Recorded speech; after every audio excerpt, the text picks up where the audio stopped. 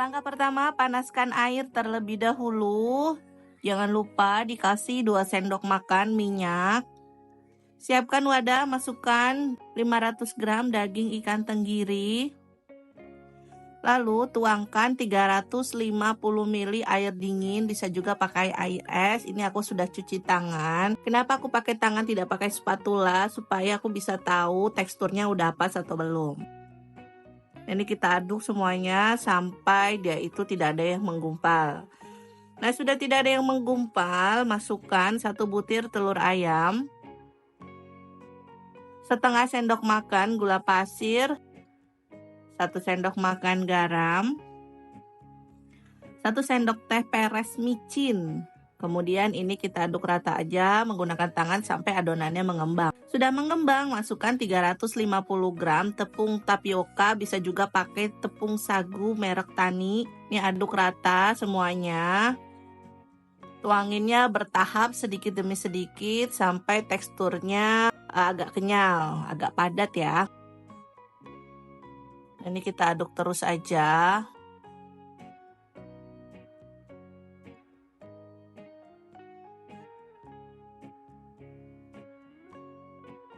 Nah, ini sudah padat, sudah bisa dibentuk. Hasilnya begini, tinggal kita bentuk ya teman-teman.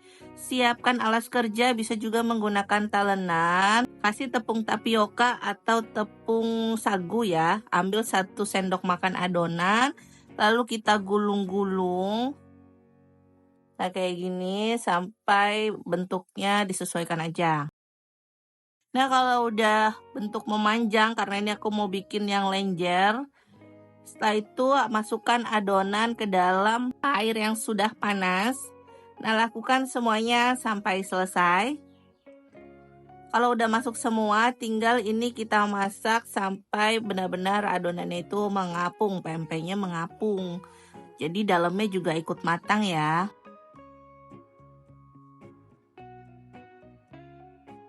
Pempeknya sudah mengapung dan juga semuanya sudah matang, lalu bisa kita angkat dan disisihkan. Kita mau buat cukonya, 6 siung bawang putih, 20 cabai hijau, dan 1/4 atau 250 gram gula merah masukkan ke dalam panci. Tuangkan bumbu yang sudah dihaluskan, kasih air. Lalu masukkan 1 bungkus kecil asam jawa. Tambahkan cuka masak 1 sendok makan aja, dan juga garam sama micin secukupnya. Masak sampai dia itu agak lama, sampai benar-benar tanak gitu teman-teman. Jadi kalau udah tanak diangkat, disaring. Pempeknya kita goreng menggunakan api sedang, masak sampai matang. Jangan lupa dibalik biar tidak gosong. Pempeknya sudah matang, angkat dan sisihkan.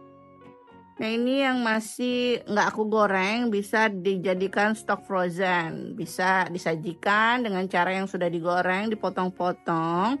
Lalu kita siram dengan kuah cukonya. Ini kuah cuko simple dan ekonomis. Tidak menggunakan ebi ya. Kasih potongan timun dan sudah siap disajikan. Rasanya enak banget, gurihnya pas.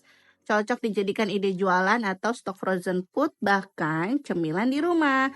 Alhamdulillah selesai sudah ide jualan dan juga resep dari Dapur Ibu Acep. Terima kasih sudah menonton video ini. Jangan lupa subscribe dan bagikan resep ini ke sosial media kalian semuanya, serta aktifkan tombol loncengnya supaya kalian tidak ketinggalan resep terbaru dari kami. Terima kasih, sukses selalu dan selamat mencoba.